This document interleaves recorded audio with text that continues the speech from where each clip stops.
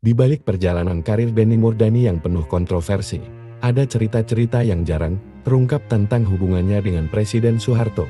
Dari isu kudeta yang sempat mengguncang, hingga manuver politik yang menguji loyalitasnya, kisah ini mengungkap sisi gelap perebutan kekuasaan. Isu miring sempat muncul ketika Benny akan diangkat sebagai Panglima ABRI. Terdengar kabar bahwa Benny akan mengkudeta Soeharto, yang sempat membuat menantu Soeharto, Kapten Prabowo Subianto, hampir melakukan gerakan. Prabowo bahkan sempat mendatangi Mayor Luhut Panjaitan untuk mengajak atasan tersebut menyelamatkan negara dari kudeta yang kabarnya melibatkan Letnan Jenderal LB Murdani. Sejarah yang menafikan hubungan istimewa antara Soeharto dan Murdani diakui sendiri oleh Murdani saat diwawancarai oleh jurnalis Far Ester dari Economy Review. Murdani menyebut hubungannya dengan Soeharto seperti ayah dan anak. Benny sendiri mengenal Soeharto ketika keduanya terlibat dalam Operasi Triko dan Operasi Naga di Irian Barat pada awal tahun 1960-an. Menurut pengalaman militer Salim Haji Said, sejak pertama kali bertemu, Benny dan Soeharto sudah merasa cocok. Ketika Soeharto menjadi presiden, Benny bertugas sebagai intelijen di Kuala Lumpur dan Seoul. Benny selalu didatangkan khusus untuk menjaga keselamatan Soeharto saat berkunjung ke luar negeri. Artinya, Soeharto sudah lama percaya kepada Benny dan mengakui keandalannya sebagai pejabat keamanan, ujar Salim. Pendapat yang sama juga dikemukakan oleh Marsikal Muda TNI Teddy Rusdi, mantan anak buah Benny semasa di Badan Intelijen. Loyalitas Benny kepada Soeharto tidak diragukan lagi. Ia adalah seorang loyalis sejati, tidak pernah melaporkan hal-hal yang hanya untuk menyenangkan atasan, ujar Teddy. Citra Benny sebagai orang ketidaksenangan di sebagian pihak dalam lingkaran terdekat presiden. Isu miring kembali muncul ketika Benny akan diangkat sebagai Panglima ABRI. Terdengar kabar bahwa Benny akan mengkudeta Soeharto, yang kemudian menciptakan kegelisahan di kalangan orang-orang di sekitar Soeharto. Dalam buku Perjalanan Seorang Prajurit, para komando karya jurnalis Hendro Subroto, Sintong Panjaitan menyebut Prabowo sempat mendatangi Mayor Luhut Panjaitan untuk mengajak atasan tersebut menyelamatkan negara dari kudeta yang dikabarkan melibatkan Letnan Jenderal LB Murdani. Namun, Dedi sendiri menyebut kabar kudeta itu sebagai omong kosong. Saat isu tersebut berkembang, Teddy mengaku meminta pendapat dari beberapa jenderal, seperti Tri Sutrisno, Jenderal Edi Sudrajat, dan Brigadir Jenderal Jasmin, atasan Prabowo di Kopassus. Mereka sepakat untuk tidak mempercayai isu tersebut. Pernyataan bahwa Benny Murdani akan melakukan kudeta adalah fitnah tanpa bukti, ujar Teddy dalam biografinya 70 tahun Teddy Rusdi. Namun, bagaimana dengan Presiden Soeharto sendiri? Sejarah mencatat bahwa Soeharto tetap mengangkat Benny sebagai Panglima ABRI menggantikan Jenderal M. Yusuf. Pada Februari tahun 1988, suhu politik Indonesia mulai memanas, dengan beberapa kalangan mengusulkan nama Benny sebagai calon wakil presiden, selain Sudarmono dan H.J. Naro. Isu tersebut kemudian dibantah langsung oleh Benny, alih-alih menyatakan keinginannya untuk menjadi wakil presiden.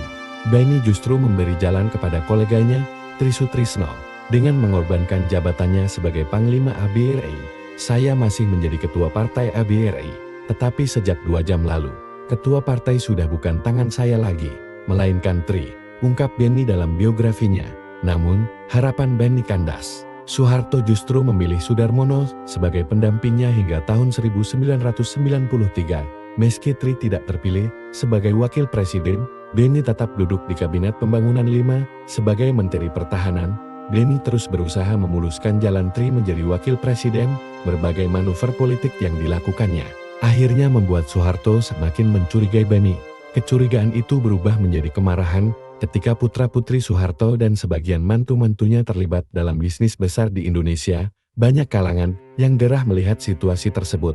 Teddy masih ingat saat menjadi Panglima ABRI, ia bersama Benny sempat menganalisis bahwa kondisi ini akan menjadi faktor yang tidak menguntungkan bagi Presiden Soeharto secara politis. Benny yang merasa bertanggung jawab atas kelangsungan kekuasaan Soeharto pun berkunjung ke Cendana untuk menyampaikan permasalahan itu.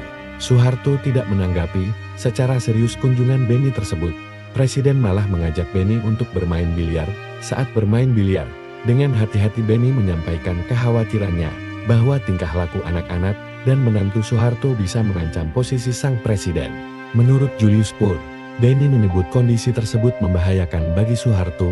Namun secara tegas ia menyatakan bahwa ABI masih mendukung presiden. Tapi saya tidak bisa menjamin mereka juga akan mendukung putra-putri Bapak, ujar Benny. Secara tidak terduga, Soeharto tiba-tiba meletakkan tongkat miliknya dengan wajah kesal dan meninggalkan Benny sendirian. Benny sempat mengira Soeharto pergi ke toilet, namun ternyata presiden meninggalkannya untuk tidur. Saya sadar dia marah atas kata-kata yang baru saja saya ucapkan, ujar Benny kepada penulis Julius. Setelah kejadian itu, Soeharto mulai menjauhi Benny. Pernyataan Benny yang mengkritik keluarga presiden ternyata membuat Soeharto tersinggung. Hal itu sempat disampaikan oleh Soeharto kepada Tri Sutrisno. Pada suatu hari, Tri menyampaikan keprihatinan para jenderal senior mengenai kegiatan bisnis anak-anak dan menantu Soeharto. Apakah ada aturannya atau undang-undang yang melarang anak-anak pejabat berbisnis? Kalau ada, saya tidak mau jadi presiden, ujar Soeharto. Seperti dikutip oleh Salim Haji Said dalam bukunya Menyaksikan 30 Tahun Pemerintahan Otoriter. Meskipun tidak ada informasi jelas mengenai hukuman langsung yang diberikan Soeharto kepada Benny. Yang pasti, saat Presiden Soeharto melantik para menteri di Kabinet Pembangunan 6, Benny tidak dilibatkan. Sejak saat itu, berakhirlah karir Benny sebagai orang dekat Soeharto. Sejak peristiwa itu, hubungan Benny dengan Soeharto semakin renggang, menandai berakhirnya karirnya sebagai orang kepercayaan sang presiden. Kisah ini menggambarkan betapa rapuhnya ikatan kekuasaan, di mana loyalitas dan keberanian mengungkap kebenaran bisa menjadi pedang bermata dua. Di balik pangkat dan kedekatannya dengan Soeharto, Benny Murdani harus menghadapi kenyataan pahit bahwa dalam politik, bahkan yang paling setia sekalipun bisa terjatuh jika melawan arus kekuasaan.